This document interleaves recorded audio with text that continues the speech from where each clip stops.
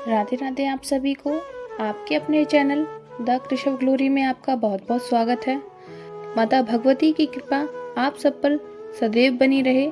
आज कार्तिक पूर्णिमा पर आप सुनने वाले हैं सत्यनारायण भगवान की कथा। भगवान सत्यनारायण का अपने मन में ध्यान कीजिए और प्रेम से बोलिए श्री सत्यनारायण भगवान की जय। एक समय की बात है, नैमिषारण्य तीर्थ में शौनकादि 88,000 ऋषियों ने श्री सूत जी से पूछा, हे प्रभु, इस कलयुग में वेद विद्या रहित मनुष्यों को प्रभु भक्ति किस प्रकार मिल सकती है तथा उनका उद्धार कैसे होगा। हे मुनिश्रेष्ठ, कोई ऐसा तप बताइए जिससे थोड़े समय में ही पुण्य मिले और मनोवांछित फल भी मिल जाए। इस प्रकार की कथा सुनने की हम इच्छा रखते हैं। सर्व शास्त्रों के ज्ञाता श्री सूत जी बोले, हे वैष्णवों में पूज्य, आप सभी ने प्राणियों के हित की बात पूछी है, इसलिए मैं एक ऐसे श्रेष्ठ व्रत को आप लोगों को बताऊंगा जिसे नारद जी ने लक्ष्मी नारायण जी से पूछा था और लक्ष्मीपति ने मुनि श्रेष्ठ नारद जी से कहा था। आप सब इसे ध्यान से सुनिए। एक समय की बात है, योगीराज नारद जी दूसरों के हित की इच्छा के लिए अनेकों लोकों में घूमते हुए मृत्यु लोक में आ पहुंचे। यहाँ उन्होंने अनेक योनियों में जन्मे प्रायः सभी मनुष्यों को अपने कर्मों द्वारा अनेकों दुखों से पीड़ित देखा। उनका दुख देखकर नारद जी सोचने लगे कि कैसा यत्न किया जाए जिसके करने से निश्चित रूप से मानव के दुखों का अंत हो जाए। इसी विचार पर मनन करते हुए वह विष्णु लोक में गए और वहां पर वह देवों के ईश नारायण की स्तुति करने लगे, जिनके हाथों में शंख, चक्र, गदा और पद्म थे और गले में वरमाला पहने हुए थे।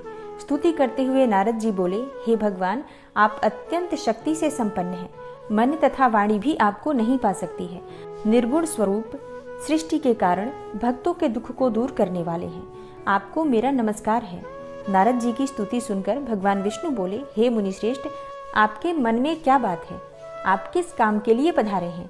उसे निसंकोच होकर कहो। इस पर नारद मुनि बोले कि हे प्रभु, मृत्यु लोक में अनेक योनियों में जन्मे मनुष्य अपने कर्मों के द्वारा अनेकों दुखों से दुखी हो रहे हैं। हे नाथ, आप मुझ पर अगर दया रखते हैं तो बताइए कि वो मनुष्य थोड़े प्रयास से ही अपने दुखों से कैसे छुटकारा पा सकते हैं। भगवान श्री हरि बोले, हे नारद, मनुष्यों की भलाई के लिए तुमने बहुत अच्छी बात पूछी है। जिसके करने से मनुष्य मोह से छूट जाता है, वह बात मैं तुमसे कहता हूँ, उसे सुनो। स्वर्गलोक और मृत्युलोक दोनों में एक दुर्लभ उत्तम व्रत है जो पुण्य देने वाला है। आज प्रेमवश होकर मैं उसे तुमसे कहता हूँ, तुम ध्यान पूर्वक सुनो। श्री सत्यनारायण भगवान का यह व्रत अच्छी तरह विधान पूर्वक करके मनुष्य तुरंत ही यहाँ सुख भोग कर मरने पर मोक्ष को प्राप्त करता है। श्री हरि के वचन सुनकर नारद जी बोले कि उस व्रत का फल क्या है और उसका विधान क्या है, यह व्रत किसने किया था, इस व्रत को किस दिन करना चाहिए, सभी कुछ विस्तार से बताइए। नारद की बात सुनकर श्री हरि बोले, दुख और शोक को दूर करने वाला, यह सभी स्थानों पर विजय दिलाने वाला है। मानव को भक्ति और श्रद्धा के साथ शाम को श्री सत्यनारायण की पूजा धर्मपरायण होकर ब्राह्मणों और बंधुओं के साथ करनी चाहिए। भक्ति भाव से ही नैवेद्य, केले का फल, घी, दूध और गेहूं का आटा सवाया लें। गेहूं के स्थान पर साठी का आटा, शक्कर तथा गुड़ लेकर और सभी भक्षण योग्य पदार्थों को मिलाकर भगवान का भोग लगाएं। ब्राह्मणों सहित बंधु बांधवों को भी भोजन कराएं। इसके बाद स्वयं भोजन करें। भजन कीर्तन के साथ भगवान की भक्ति में लीन हो जाएं। इस तरह से सत्यनारायण भगवान का यह व्रत करने पर मनुष्य की सारी इच्छाएं निश्चित रूप से पूरी होती हैं। इस कलिकाल में अर्थात कलयुग में मृत्यु लोक में मोक्ष का यही एक सरल उपाय बताया गया है। भगवान श्री हरि विष्णु ने कहा, यह सत्यनारायण व्रत सभी प्रकार के दुखों जैसे शारीरिक दुख, मानसिक दुख, शोक आदि का समन करने वाला है और धन धान्य की वृद्धि करता है, सौभाग्य अखंड करता है और संतान प्राप्ति के लिए किया जाता है। कलयुग में यह सबसे छोटा सा उपाय है। इस प्रकार श्री सत्यनारायण भगवान की कथा का प्रथम अध्याय समाप्त हुआ।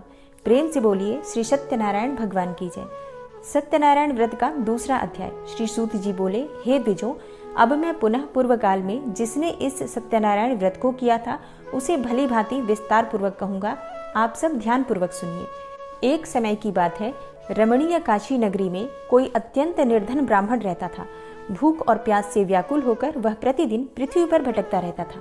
ब्राह्मणों से प्रेम करने वाले भगवान ने उस दुखी ब्राह्मण को देखकर वृद्ध ब्राह्मण का रूप धारण करके उस द्विज से आदर पूर्वक पूछा, हे विप्र, प्रतिदिन अत्यंत दुखी होकर तुम किस लिए पृथ्वी पर भ्रमण करते रहते हो? हे द्विजश्रेष्ठ, यह सब बतलाओ, मैं सुनना चाहता हूँ। ब्राह्मण बोला, हे प्रभु, मैं अत्यंत दरिद्र ब्राह्मण हूँ और भिक्षा के लिए ही पृथ्वी पर घूमा करता हूँ। यदि मेरी इस दरिद्रता को दूर करने का आप कोई उपाय जानते हो तो कृपा पूर्वक बतलाइए। वृद्ध ब्राह्मण बोला, हे ब्राह्मण देव, सत्यनारायण भगवान विष्णु अभीष्ट फल को देने वाले हैं। हे विप्र, तुम उनका उत्तम व्रत करो, जिसे करने से मनुष्य सभी दुखों से मुक्त हो जाता है। व्रत के विधान को भी ब्राह्मण से यत्न पूर्वक कहकर वृद्ध ब्राह्मण रूपधारी भगवान विष्णु वहीं पर अंतर्ध्यान हो गए। वृद्ध ब्राह्मण ने जैसा कहा है उस व्रत को अच्छी प्रकार से वैसे ही करूंगा, यह सोचते हुए उस ब्राह्मण को रात में नींद भी नहीं आई। अगले दिन प्रातःकाल उठकर सत्यनारायण का व्रत करूंगा ऐसा संकल्प करके वह ब्राह्मण भिक्षा के लिए चल पड़ा। उस दिन ब्राह्मण को भिक्षा में बहुत सा धन प्राप्त हुआ। उसी धन से उसने बंधु बांधवों के साथ भगवान सत्यनारायण का व्रत किया। इस व्रत के प्रभाव से वह श्रेष्ठ ब्राह्मण सभी दुखों से मुक्त होकर समस्त संपत्तियों से संपन्न हो गया।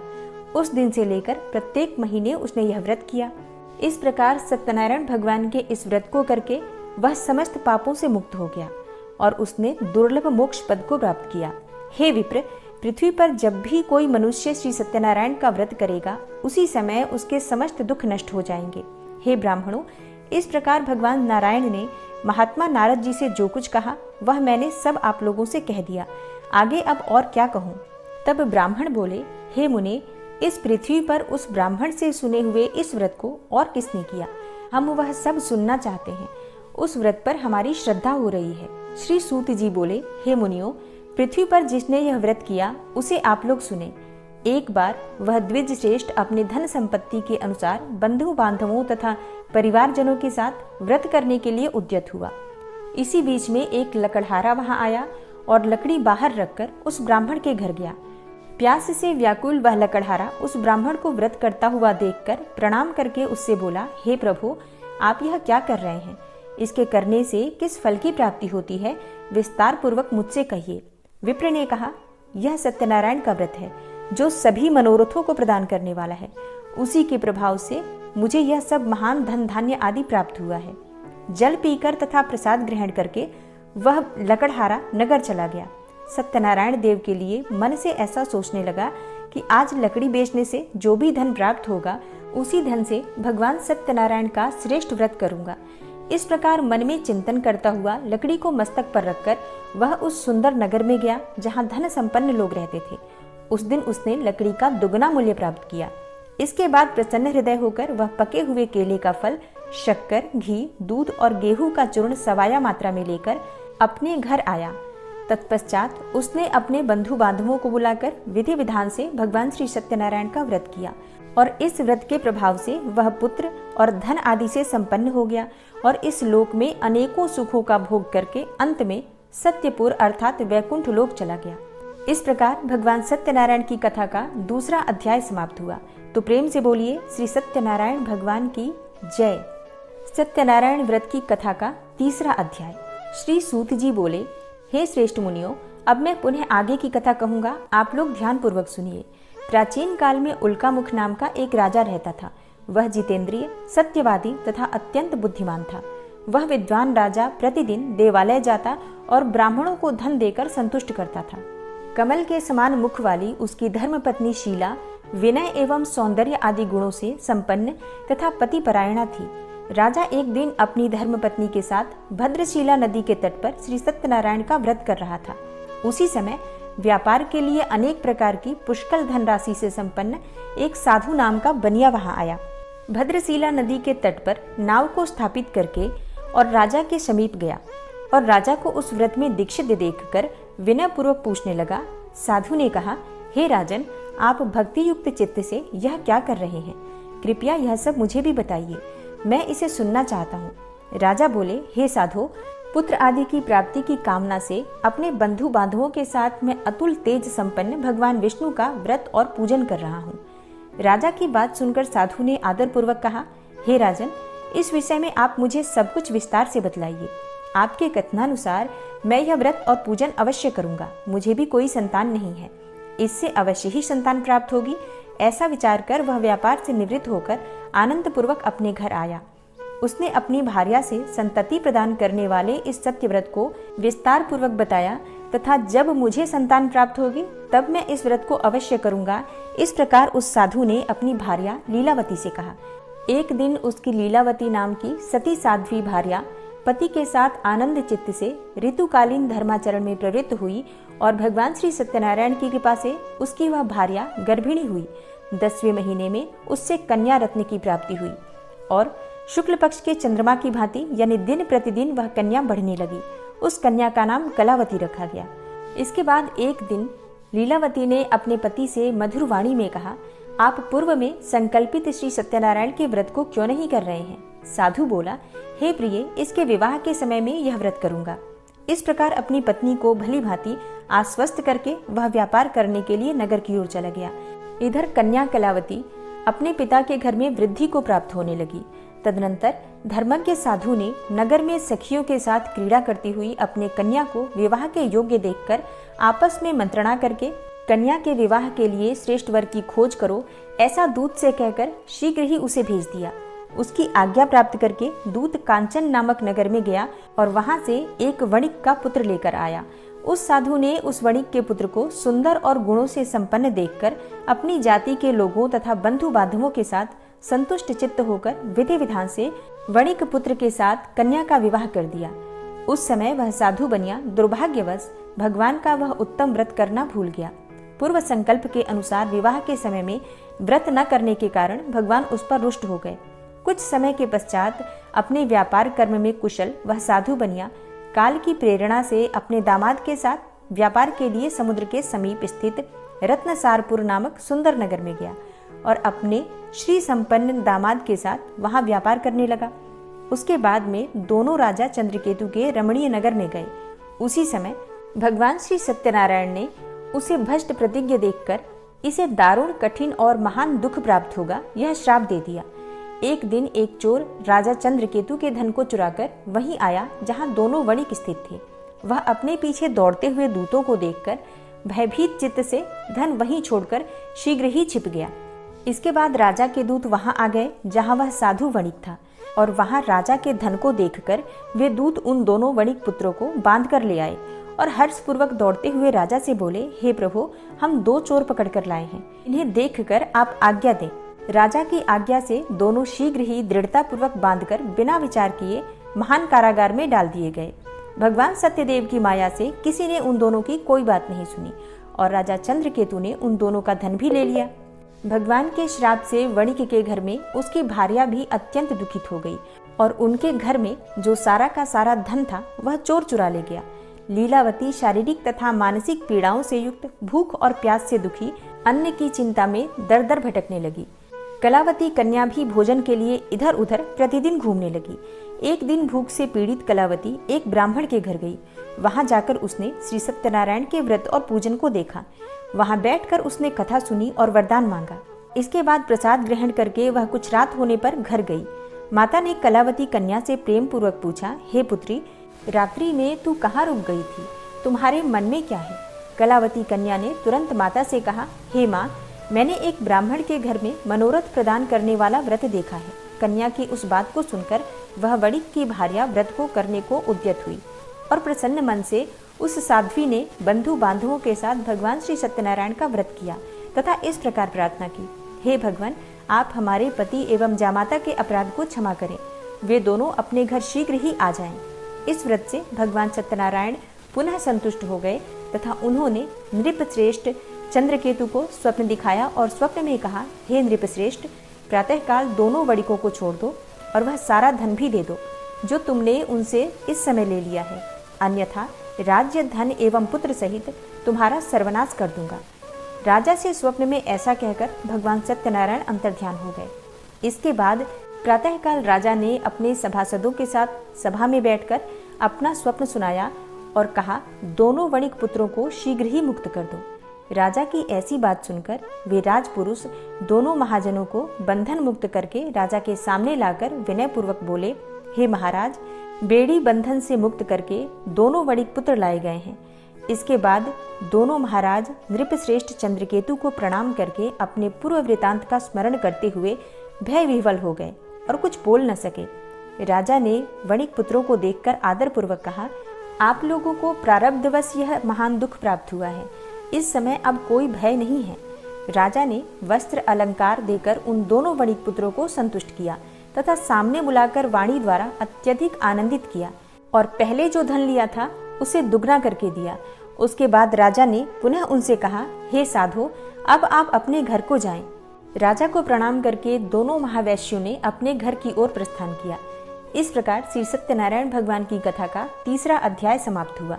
तो प्रेम से बोलिए श्री सत्यनारायण भगवान की जय। सत्यनारायण व्रत की कथा का चौथा अध्याय। श्री सूत जी बोले, साधु बनिया मंगलाचरण करके और ब्राह्मणों को धन देकर अपने नगर के लिए चल पड़ा। साधु के कुछ दूर जाने पर भगवान सत्यनारायण ने उसकी सत्यता की परीक्षा लेने की जिज्ञासा से पूछा, साधु, तुम्हारी नाव में क्या भरा है? तब धन के मद में चूर होकर दोनों महाजनों ने अवहेलना पूर्वक हंसते हुए कहा, हे दंडी सन्यासी, क्यों पूछ रहे हो? क्या कुछ मुद्रा लेने की इच्छा है? हमारी नाव में तो लता और पत्ते आदि भरे हैं। ऐसी निष्ठुर वाणी सुनकर सत्यनारायण वेशधारी श्री दंडी बोले, तुम्हारी बात सच हो जाए। ऐसा कहकर दंडी सन्यासी का रूप धारण किए हुए भगवान कुछ दूर जाकर समुद्र के समीप बैठ गए। दंडी के चले जाने पर नित्य क्रिया से निवृत्त होकर उतरी हुई अर्थात जल में ऊपर की ओर उठी हुई नौका को देखकर साधु अत्यंत आश्चर्य में पड़ गया और नाव में लता और पत्ते आदि देखकर मूर्छित होकर पृथ्वी पर गिर पड़ा। सचेत होने पर वणिक पुत्र चिंतित हो गया। तब उसके दामाद ने इस प्रकार कहा, आप शोक क्यों करते हैं? दंडी ने श्राप दे दिया है। इस स्थिति में वे ही चाहें तो सब कुछ कर सकते हैं, इसमें संशय नहीं है। अतः उन्हीं की शरण में चलें, वहीं जाकर मन की इच्छा पूर्ण होगी। दामाद की बात सुनकर साधु बनिया उनके पास गया और वहां दंडी को देखकर उसने भक्ति पूर्वक उन्हें प्रणाम किया तथा आदर पूर्वक कहने लगा, आपके सम्मुख मैंने जो कुछ कहा है वह असत्य भाषण रूप अपराध किया है। आप मेरे उस अपराध को क्षमा करें। ऐसा कहकर बारंबार प्रणाम करके वह महान शोक से व्याकुल हो गया। दंडी ने उसे रोता हुआ देखकर कहा, हे मूर्ख, रो मत, मेरी बात सुनो। मेरी पूजा से उदासीन होने के कारण तथा मेरी आज्ञा से ही तुम्हें बारंबार दुख प्राप्त हुआ है। भगवान की ऐसी वाणी सुनकर वह स्तुति करने लगा। साधु ने कहा, हे प्रभु, आश्चर्य की बात है कि आपकी माया से मोहित होने के कारण ब्रह्मा आदि देवता भी आपके गुणों और रूपों को यथावत रूप से नहीं जान पाते। फिर मैं मूर्ख आपकी माया से मोहित होने के कारण कैसे जान सकता हूँ? आप प्रसन्न होइए, मैं आपकी शरण में आया हूँ। मेरा जो नौका में स्थित पूरा धन था उसकी आप रक्षा कीजिए। उस बनिया की भक्ति युक्त वाणी सुनकर भगवान जनार्दन संतुष्ट हो गए। भगवान हरि उसे अभिष्ट वर प्रदान करके वहीं अंतर्ध्यान हो गए। उसके बाद वह साधु अपनी नौका में चढ़ा और उसे धन धान्य से परिपूर्ण देखकर भगवान सत्यदेव की कृपा से हमारा मनोरथ सफल हो गया, ऐसा कहकर स्वजनों के साथ उसने भगवान की विधिवत पूजा की। भगवान श्री सत्यनारायण की कृपा से वह आनंद से परिपूर्ण हो गया और नाव को प्रयत्न पूर्वक संभाल कर उसने अपने देश के लिए प्रस्थान किया। साधु बनिया ने अपने दामाद से कहा, वह देखो, मेरी रत्नपुरी नगरी दिखाई दे रही है। इसके बाद उसने अपने धन के रक्षक दूत को अपने आगमन का समाचार देने के लिए अपनी नगरी में भेजा। उसके बाद उस दूत ने नगर में जाकर साधु की भार्या को हाथ जोड़कर प्रणाम किया तथा उसकी अभीष्ट बात कही। सेठ जी अपने दामाद तथा बंधु वर्गों के साथ बहुत सारे धन धान्य से संपन्न होकर नगर के निकट पधार गए हैं। दूत के मुख से यह बात सुनकर वह अति आनंदित हो गई और उस साध्वी ने श्री सत्यनारायण की पूजा करके अपनी पुत्री से कहा, मैं साधु के दर्शन के लिए जा रही हूँ, तुम शीघ्र आओ। माता का ऐसा वचन सुनकर व्रत को समाप्त करके प्रसाद का परित्याग करके वह कलावती भी अपने पति का दर्शन करने के लिए चल पड़ी। इससे भगवान सत्यनारायण रुष्ट हो गए और उन्होंने उसके पति को तथा नौका को धन के साथ हरण करके जल में डुबो दिया। इसके बाद कलावती कन्या अपने पति को न देखकर महान शोक से रुदन करती हुई पृथ्वी पर गिर पड़ी। नाव का अदर्शन तथा कन्या को अत्यंत दुखी देखकर भयभीत मन से साधु बनिया ने सोचा, यह क्या आश्चर्य हो गया।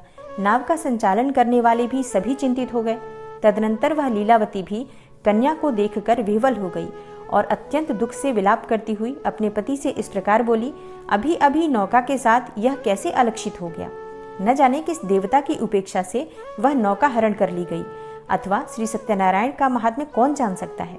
ऐसा कहकर वह स्वजनों के साथ विलाप करने लगी और कलावती कन्या को गोद में लेकर रोने लगी। कलावती कन्या भी अपने पति के नष्ट हो जाने पर दुखी हो गई और पति की पादुका लेकर उनका अनुगमन करने के लिए उसने मन में निश्चय किया।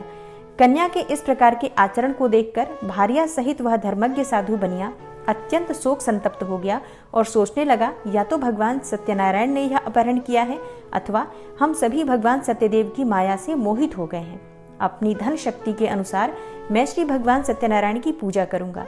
सभी को बुलाकर इस प्रकार कहकर उसने अपने मन में इच्छा प्रकट की और बारंबार भगवान सत्यदेव को दंडवत प्रणाम किया। इससे दीनों के परिपालक भगवान सत्यदेव प्रसन्न हो गए। भक्तवत्सल भगवान ने कृपापूर्वक आकाशवाणी की, तुम्हारी कन्या प्रसाद छोड़कर अपने पति को देखने चली आई है। निश्चय ही इसी कारण उसका पति अदृश्य हो गया है। यदि घर जाकर प्रसाद ग्रहण करके वह पुनः आए तो हे साधु बनिया, तुम्हारी पुत्री पति को प्राप्त करेगी, इसमें कोई संशय नहीं है। कन्या कलावती भी आकाश मंडल से ऐसी वाणी सुनकर शीघ्र ही घर गई। उसने प्रसाद ग्रहण किया, पुनः आकर स्वजनों तथा अपने पति को देखा। तब कलावती कन्या ने अपने पिता से कहा, अब तो घर चले, विलंब क्यों कर रहे हैं। कन्या की यह बात सुनकर वणिक पुत्र संतुष्ट हो गया और विधि विधान से भगवान सत्यनारायण का पूजन करके धन तथा बंधु बांधवों के साथ अपने घर गया। तदनंतर पूर्णिमा तथा संक्रांति पर्वों पर भगवान सत्यनारायण देव का पूजन करते हुए इस लोक में सुख भोग कर अंत में वह सत्यपुर वैकुंठ लोक में चला गया। इस प्रकार श्री सत्यनारायण भगवान की कथा का चौथा अध्याय समाप्त हुआ। तो प्रेम से बोलिए श्री सत्यनारायण भगवान की जय। पांचवा अध्याय। श्री सूत जी बोले, श्रेष्ठ मुनियों, अब इसके बाद मैं दूसरी कथा कहूंगा, आप लोग ध्यान पूर्वक सुनिए। अपनी प्रजा का पालन करने में तत्पर तुंगध्वज नाम का एक राजा था। उसने सत्यदेव के प्रसाद का परित्याग करके दुख प्राप्त किया। एक बार वह वन में पशुओं को मारकर वट वृक्ष के नीचे आया। वहां उसने देखा कि गोपगण बंधु बांधवों के साथ संतुष्ट होकर भक्ति पूर्वक भगवान सत्यदेव की पूजा कर रहे हैं। राजा यह देखकर भी अहंकारवश न तो वहां गया और न ही उसने भगवान सत्यनारायण को प्रणाम ही किया। पूजन के बाद सभी गोपगण भगवान का प्रसाद राजा के समीप रखकर वहां से लौट आए और इच्छानुसार उन सभी ने भगवान का प्रसाद ग्रहण किया। इधर राजा को प्रसाद का परित्याग करने से बहुत दुख प्राप्त हुआ। उसका संपूर्ण धन, धान्य एवं सभी 100 पुत्र नष्ट हो गए। राजा ने मन में यह निश्चय किया कि अवश्य ही भगवान सत्यनारायण ने हमारा नाश किया है, इसलिए मुझे वहां जाना चाहिए। वहां श्री सत्यनारायण भगवान का पूजन हो रहा था। ऐसा मन में निश्चय करके वह राजा गोपगणों के समीप गया और उसने गोपगणों के साथ भक्ति श्रद्धा से युक्त होकर विधि विधान पूर्वक भगवान सत्यदेव की पूजा की। भगवान सत्यदेव की कृपा से वह पुनः धन और पुत्रों से संपन्न हो गया तथा इस लोक में सभी सुखों का भोग करके अंत में सत्यपुर वैकुंठ लोक को प्राप्त हुआ। श्री सूत जी कहते हैं, जो व्यक्ति इस परम दुर्लभ श्री सत्यनारायण व्रत को करता है और पुण्यमयी तथा फल प्रदायिनी भगवान की कथा को भक्ति युक्त होकर सुनता है, उसे भगवान सत्यनारायण की कृपा से धन धान्य आदि की प्राप्ति होती है। दरिद्र भी धनवान हो जाता है। बंधन में पड़ा हुआ बंधनों से मुक्त हो जाता है। डरा हुआ व्यक्ति भय मुक्त हो जाता है। यह सत्य बात है, इसमें कोई संशय नहीं है। इस लोक में यह सभी इच्छित फलों का भोग करके अंत में सत्यपुर वैकुंठ लोक को प्राप्त करता है। हे ब्राह्मणों, इस प्रकार मैंने आप लोगों से भगवान सत्यनारायण के व्रत को कहा, जिसे करके मनुष्य सभी दुखों से मुक्त हो जाता है। कलयुग में तो भगवान सत्यदेव की पूजा विशेष फल प्रदान करने वाली है। हे मुनीश्वरों, पूर्वलोक में जिन लोगों ने भगवान सत्यनारायण का व्रत किया था, उसके अगले जन्म का वृतांत कहता हूँ, आप लोग श्रद्धा पूर्वक सुनिए। महान प्रज्ञा संपन्न सतानंद नाम के ब्राह्मण सत्यनारायण व्रत करने के प्रभाव से दूसरे जन्म में सुदामा नामक ब्राह्मण हुए और इस जन्म में भगवान कृष्ण का ध्यान करके उन्होंने मोक्ष को प्राप्त किया। लकड़हारा भील गुहों का राजा हुआ और अगले जन्म में उसने भगवान श्री राम की सेवा करके मोक्ष को प्राप्त किया। महाराज उल्कामुख दूसरे जन्म में राजा दशरथ हुए, जिन्होंने श्री रंगनाथ जी की पूजा करके अंत में वैकुंठ लोक को प्राप्त किया। इसी प्रकार धार्मिक और सत्यव्रती साधु पिछले जन्म के सत्यव्रत के प्रभाव से दूसरे जन्म में मोरध्वज नामक राजा हुआ। उसने आरे से चीरकर अपने पुत्र की आधी देह भगवान विष्णु को अर्पित करके मोक्ष को प्राप्त किया। महाराजा तुंगध्वज जन्मांतर में स्वयंभू मनु हुए और भगवत संबंधी संपूर्ण कार्यों का अनुष्ठान करके वैकुंठ लोक को प्राप्त हुए। जो गोपगण थे वे सब जन्म जन्मांतर में व्रज मंडल में निवास करने वाले गोप हुए और सभी राक्षसों का संहार करके उन्होंने भी भगवान का शाश्वत धाम गोलोक प्राप्त किया। इस प्रकार श्री स्कंद पुराण के अंतर्गत रेवा खंड में श्री सत्यनारायण व्रत कथा का यह 5वां अध्याय पूर्ण हुआ। तो प्रेम से बोलिए श्री सत्यनारायण भगवान की जय। और अब पूरे भक्तिभाव के साथ सच्चे मन से भगवान सत्यनारायण की आरती करते हैं। जय लक्ष्मी रमणा स्वामी, जय लक्ष्मी रमणा सत्यनारायण स्वामी, जनपातक हरणा। ओम जय लक्ष्मी रमणा स्वामी, जय लक्ष्मी रमणा। रत्न जड़ित सिंहासन अद्भुत छवि राजे, नारद करत निराजन घंटा ध्वनि बाजे। ओम जय लक्ष्मी रमणा स्वामी, जय लक्ष्मी रमणा। प्रकट भये कलि कारण, द्विज को दर्श दियो। बूढ़ो ब्राह्मण बन कर कंचन महल कियो। ओम जय लक्ष्मी रमणा स्वामी, जय लक्ष्मी रमणा। दुर्बल भील कठारो, जिन पर कृपा करी। चंद्रचूड़ एक राजा, तिनकी विपत्ति हरी। ओम जय लक्ष्मी रमणा स्वामी, जय लक्ष्मी रमणा। वैश्य मनोरथ पायो, श्रद्धा तज दीन्ही। सो फल भोग्यो प्रभु जी, फिर स्तुति कीन्ही। ओम जय लक्ष्मी रमणा स्वामी, जय लक्ष्मी रमणा। भाव भक्ति के कारण छिन छिन रूप धर्यो। श्रद्धा धारण कीन्ही, तिनको काज सर्यो। ओम जय लक्ष्मी रमणा स्वामी, जय लक्ष्मी रमणा। ग्वाल बाल संग राजा, वन में भक्ति करी। मन वांछित फल दीन्हो, दीन दयाल हरि। ओम जय लक्ष्मी रमणा स्वामी, जय लक्ष्मी रमणा। चढ़त प्रसाद सवायो, कदली फल मेवा। धूप दीप तुलसी से, राजी सत्य देवा। ओम जय लक्ष्मी रमणा स्वामी, जय लक्ष्मी रमणा। श्री सत्यनारायण जी की आरती जो कोई नर गावे। रिद्धि सिद्धि सुख संपत्ति सहज रूप पावे। ओम जय लक्ष्मी रमणा स्वामी, जय लक्ष्मी रमणा। श्री सत्यनारायण स्वामी, जनपातक हरणा। ओम जय लक्ष्मी रमणा। प्रेम से बोलिए श्री सत्यनारायण भगवान की जय। तो दोस्तों, ये है आज का वीडियो। उम्मीद करती हूँ आपके लिए बेहद उपयोगी रहा होगा। अगर वीडियो पसंद आई हो तो लाइक कीजिए, अगर संभव हो तो शेयर कर दीजिएगा और अधिक से अधिक जानकारी के लिए चैनल को सब्सक्राइब करके बेल आइकन को प्रेस करना ना भूलें। मिलते हैं नेक्स्ट वीडियो में, तब तक के लिए जय श्री कृष्ण, जय श्री राधे।